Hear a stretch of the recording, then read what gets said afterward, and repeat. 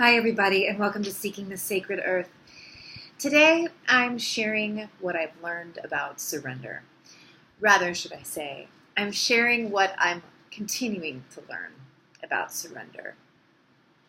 I grew up in a fundamentalist Christian home, and I often heard, the will of God, the will of God, the will of God.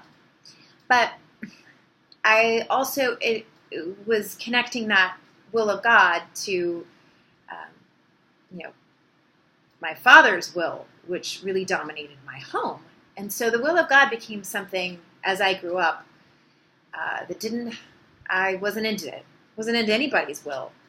I wanted to protect myself and make sure I didn't suffer at the hands of someone else's will. Because I learned very quickly that people could do some gnarly things. However, as I am growing and learning and healing, the idea of surrender is truly a lifeline that I hold on to. And I'm not great at it because partly, what happened to me sort of developed in me a very vigilant and watchful eye, both in my environment and the people around me. And to the idea of letting go of a grip I would have on an understanding or a certain outcome or a person's behavior is very challenging for me. Interestingly enough, in my acting world, in my creative world, surrendering and letting go, so easy, right? Just thank God for that part of my life that I have that outlet. But I also realized I haven't allowed that area of my career to inform my personal life, really, to the last 2 years of my life. Surrender. For me, I had to reestablish my connection with what is spirit, because what I associated with spirituality, I correlated it with religion, which I think they're two different things. I think in some ways religion can very much be about following a leader or a group of leaders, and spirituality is, for me, about following teachings. And I follow many different teachings. But before I made that differentiation in my head, I associated sort of all things spiritual with this idea of a patriarchal, dogmatic, rules that didn't necessarily serve me. As I began healing, I realized that there were certain avenues I was taking that would make me feel worse. And the anger holding on to it and the fear holding on to it just made me physically sick and emotionally sick and just terribly, terribly unhappy. Inability to see any positivity, an inability to see beauty. So inevitably, it wasn't like it was a lesson that somebody had said, you really need to surrender. You need to understand what surrender is to begin to really, have a connection to your heart again. It was that the situation in my life forced me to my knees. I was in so much pain. I was in so much physical distress. I was so overcome with disillusionment at what this life could possibly mean that I ended up one day on my knees crying. And I called out, please help me. God, if you hear me, if you exist, angels, guides, whatever it is, please help me. I can't continue to do this on my own. This is too hard now, and I can't do it. And that was my first act of surrender.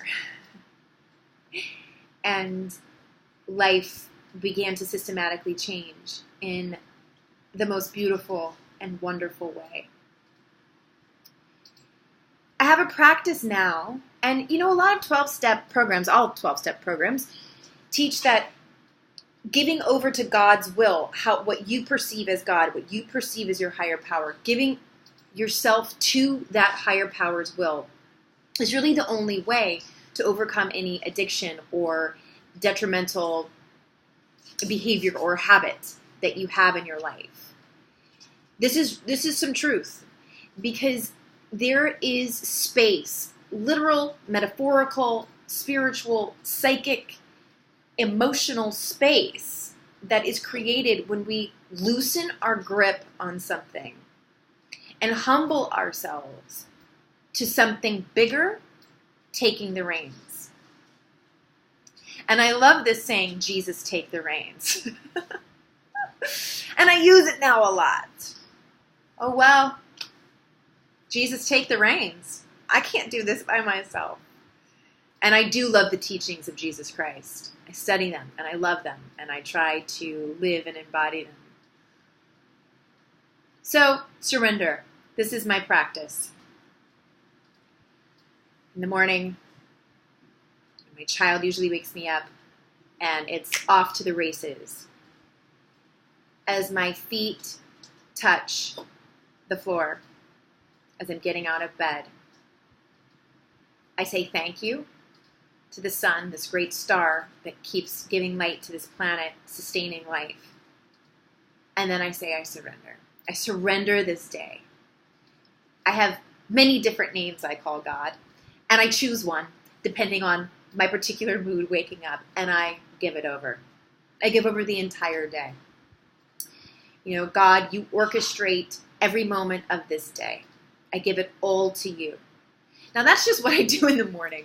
And if I forget, believe me, something will happen to remind me within the first 3 hours of being awake that I have not surrendered, that I did not exercise my humility in life. I am reminded. Because once your consciousness groks something, you can't unremember it. The next, place where this really comes into action is, it's a very busy world. There's a lot going on this planet right now, and we are all confronted with conflicts, with, things that disillusion us, with problems that we may not have immediate solutions for. And that used to just stress me out to no end, and I would be exhausted by noon. But now what I do, something comes up, if there's a thought that keeps circling in my head and I can't seem to let it go, I surrender it. I give it over to, however I want to call God, I give it over. I surrender it. And it's not to say that I'm giving up on finding the solution. I'm just humbling myself enough to give the situation space, to acknowledge that I'm limited on my own, and that through the act of humility and asking for help from something higher, I am given a period of grace, and then the spiritual realm can work through my life. I like to see it as like a tube, and spirit can work through this tube, into me, through my life. Maybe that tube has access on all these other areas within my life. But if I'm holding on to something, if I'm holding on to anger or resentment or whatever, or obsessing about how am I going to deal with the problem, I contract that tube and spirit can't work through my life. So the more that I let go, the more I surrender, the more I am expanding that portal for spirit to work in my life. It's really how I see this, and I really hope that this is resonating with you as you watch this, because this is a very personal thing. I mean, this is talking about spirituality and how we view our higher power. That is so personal to you, and it's so personal to me, and it's as specific as our thumbprints are different, that we each have a relationship with our source, with spirit, and it's going to look different for each and every person. But this concept of surrender, it is magic, because specifically what I'm saying here, the act of surrender allows spirit to work magic in your life. It allows God to work miracles in your life. The next thing I do, if it's really bad, I actually get down on my knees and I prostrate myself like that. I mean, I get down and I do child's pose in front of my altar, or sometimes, it doesn't even matter where I am. I just drop and I show my body, my limbic system, if it's not getting it by just saying the words, I surrender. I surrender, God help me, God you work through me, you work through this situation, Spirit. If that's not doing it, I show all the aspects of myself. We are getting down on our knees and we are bowing to whatever it is, source, spirit, God, whatever you want to call it. We are bowing to this in surrender, and I let go. I also have something I do in a meditation, which is I have a sort of an area I go in my mind when I'm meditating, and it's generally just like a forest. And in my mind's eye, I see like a bonfire. And that bonfire, I imagine, has purple flames. And this is something I'll get into later, the violet flame energy, which in the spiritual communities, the violet flame is a flame of transmutation. The purple violet light actually transmutes negativity and darkness back into pure God source energy. So I imagine that this bonfire in this meditative space in my head is purple violet flame. And I imagine that this problem or this person or this situation or this concern, I imagine it in like its own ball of energy. Whatever, it's going to look like different things. Or maybe it comes up like an object. And then I throw or give that object energy into the violet flame in an act of surrender. So there's different ways that we can do this so that it really speaks to our limbic system and can stop the stress, fight, or flight response. And all of these techniques can do that for you. They certainly do it for me. And it's getting out of that flight or flight response that gives our mind, literally our brain, the ability to actually find solutions to issues. When we are in stress and fear and fight or flight response, we literally can't think. That part of our brain, the frontal cortex, it shuts off. As we surrender, we calm the limbic system so that our frontal cortex can start working again. So this is energetic, this is spiritual, this is emotional, and this is scientific. It's everything combined, which is why I believe that surrender is one of our greatest tools. And I truly hope this resonated with you. If you know of somebody this would serve and help, please send it on. And namaste, my friend.